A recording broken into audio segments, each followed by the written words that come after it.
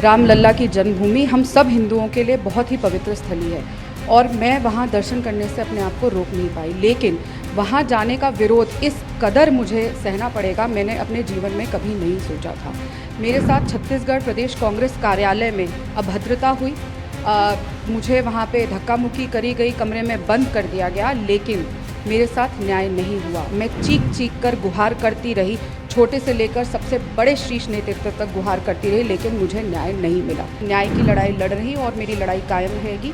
लड़की हूँ, लड़ रही हूँ और अंत तक न्याय के लिए लड़ती रहूँगी। आपकी लड़ाई रामलला से है कि आपकी लड़ाई किसी पॉलिटिकल पार्टी से है? इस पार्टी को तय करना होगा। कांग्रेस में इस्तीफों का दौर जारी है। लोकसभा चुनाव के बीच कांग्रेस को एक और झटका लगा है। छत्तीसगढ़ कांग्रेस नेता राधिका खेड़ा ने पार्टी से इस्तीफा दे दिया है। राधिका खेड़ा ने अपने इस्तीफे में लिखा है कि हर हिंदू के लिए प्रभु श्री राम की जन्मस्थली पवित्रता के साथ बहुत मायने रखती है। रामलला के दर्शन मात्र से जहां हर हिंदू अपना जीवन सफल मानता है, वहीं कुछ लोग इसका विरोध कर रहे हैं। राधिका ने लिखा कि मैंने जिस पार्टी को अपने 22 साल से ज्यादा दिए, जहां NSUI से लेकर AICC के मीडिया विभाग में पूरी ईमानदारी से काम किया, आज वहां ऐसे ही तीव्र विरोध का सामना मुझे करना पड़ा है, क्योंकि वो अयोध्या में रामलला के दर्शन करने से खुद को रोक नहीं पाई। राधिका का आरोप है कि उनके साथ छत्तीसगढ़ प्रदेश कांग्रेस कार्यालय में दुर्व्यवहार किया गया, उन्हें वहां धकेल दिया गया और कमरे में बंद कर दिया गया।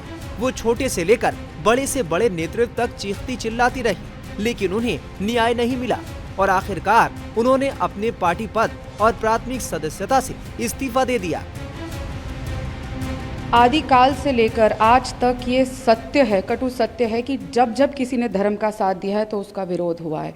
चाहे हिरण्यकश्यप जी हो, चाहे रावण से लेकर कंस तक, ये सब उदाहरण है कि किस तरीके से जब जब धर्म का साथ दिया जाता है तो उन लोगों का विरोध किया जाता है।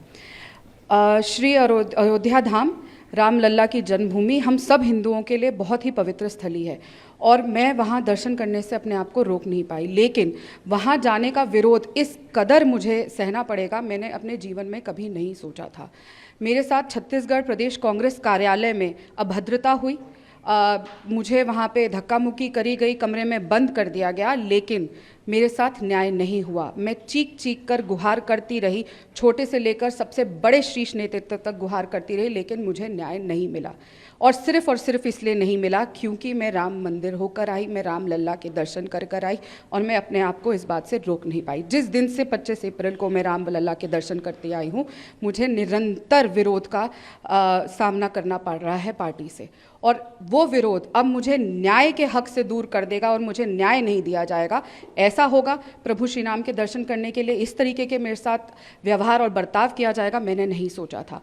22 साल मैंने इस पार्टी में रहकर सेवा करने का काम किया है। NSUI से लेकर AICC मीडिया नेशनल कोऑर्डिनेटर प्रवक्ता होने के नाते मैंने कार्य किए हैं और पूरी निष्ठा से और काम किया है, लेकिन आज जब मुझे न्याय की ज़रूरत थी तो पार्टी चुप थी और मुझे कह दिया गया कि चुप रहो और कोई तुम्हें न्याय नहीं मिलेगा।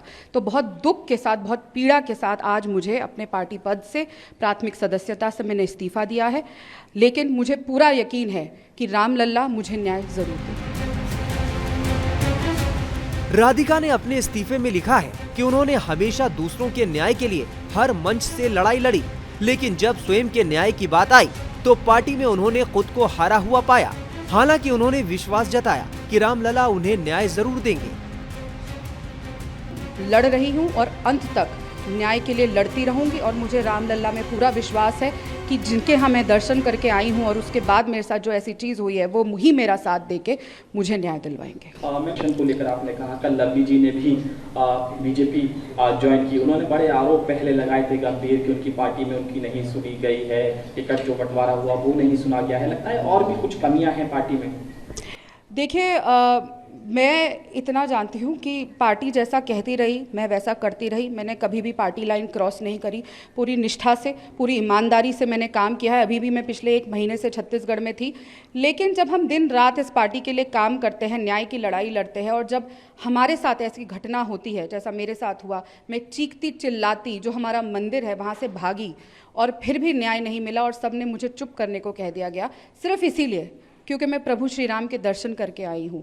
सिर्फ इसीलिए क्योंकि मैं एक हिंदू हूँ, एक सनातन धर्म को फॉलो करने वाली हूँ, हिंदू धर्म को राम लल्ला के पूजा उपासना करने वाली हूँ, तो इसीलिए मुझे न्याय ना देना। तो ये पार्टी कहाँ जा रही है, क्या कर रही है? आपकी लड़ाई राम लल्ला से है कि आपकी लड़ाई किसी पॉलिटिकल पार्टी से है? इस पार्टी को तय करना होगा। और बाकी चीज़ें तो हम जानते ही हैं किस तरीके से क्या इस पार्टी में हो रहा है, पर लगातार ऐसी चीज़ों पे जाके खिलाफत करना।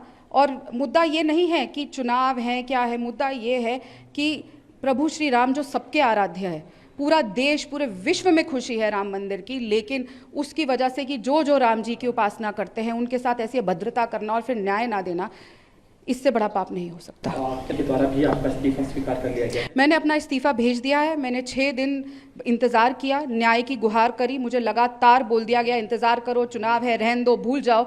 यहाँ के साफ साफ बोल दिया गया तुम्हें न्याय नहीं मिलेगा, कुछ नहीं होगा। तो इंतज़ार करते करते अब मैं प्रभु श्री राम के चरणों में पहुँच गई हूँ। उन्हीं से न्याय की उम्मीद है और मैं जानती हूँ मर्यादा पुरुषोत्तम प्रभु श्री राम मुझे न्याय स्वयं देंगे। मैम लड़ेंगे, लेकिन उन्होंने रायबरेली से चुनाव लड़ने का फैसला किया। ऐसे में कुछ निराशा आप लोगों को भी थी, क्योंकि कहीं ना कहीं शीर्ष नेतृत्व भी जब ऐसे झुककर सामने आता है तो? देखिए, मैं अभी इसी बात पे कायम रहना चाहूँगी क्योंकि एक बहुत ही संवेदनशील मुद्दा है और मैं बहुत परेशान हूँ, बहुत दुखी हूँ, बहुत ही अंदर से। और मेरे को इस बात को बोलने में और बहुत पीड़ा से इस समय गुजर रही हूँ क्योंकि एक बहुत भारी मन से मैं इस्तीफ़ा दे रही हूँ। आज 22 साल मैंने जहाँ दिए हैं, जिस विचारधारा के लिए मैं लगातार लड़ी हूँ, न्याय के लिए और लोगों के न्याय के लिए बात करती हूँ। हमारी पार्टी बात करती है महिला न्याय के लिए, किसान न्याय के लिए, युवा न्याय के लिए, श्रमिक न्याय के लिए। और जब खुद के घर में अन्याय होता है और उस पर चुप्पी साध लेते हैं क्योंकि सिर्फ इसीलिए क्योंकि हम राम जी के दर्शन करके आए और न्याय देने से हमें इनकार कर दिया जाता है, तो इस समय ये बहुत ही गहरी चिंतन की बात है। बाकी वो किधर से चुनाव लड़े वो उनकी खुद की मर्जी है। बता दें कि 30 अप्रैल को एक ट्वीट में राधिका खेड़ा ने दावा किया था कि वो पुरुषवादी मानसिकता से पीड़ित लोगों को बेनकाब करेंगी। रायपुर के राजीव भवन परिसर से राधिका खेड़ा का एक वीडियो भी सोशल मीडिया पर वायरल हुआ था। वीडियो में राधिका खेड़ा अपने प्रति अनादर को लेकर शिकायतें व्यक्त कर रही हैं। टाइम आएगा मैं सबसे बात करूंगी, अभी हमारी इंक्वायरी चल रही है, तब तक मैं कुछ भी नहीं बोलूंगी। और ये नैतिक तरीका नहीं है कि मैं भी आप लोगों से कुछ भी बात करूं। जो भी प्रक्रिया चल रही है उसके बाद मैं स्वयं आप लोगों से बात करके, चर्चा करके, प्रेस कॉन्फ्रेंस करके सारी बात करूंगी। पवन खेड़ा जी ने 24 घंटे का समय दिया था उसको। सारी इंक्वायरी चल रही है, मैं आपके सामने में हूँ, यही हूँ, मैं कहीं नहीं गई हूँ, मैं अभी भी यहाँ की प्रभारी हूँ।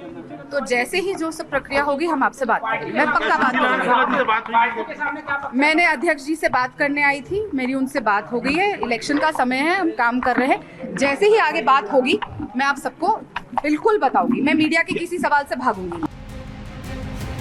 IIT अहमदाबाद से ताल्लुक रखने वाली राधिका खेड़ा कांग्रेस की राष्ट्रीय प्रवक्ता की जिम्मेदारी संभाल रही थी। साथ ही उनके पास छत्तीसगढ़ में मीडिया कोऑर्डिनेटर का जिम्मा भी था।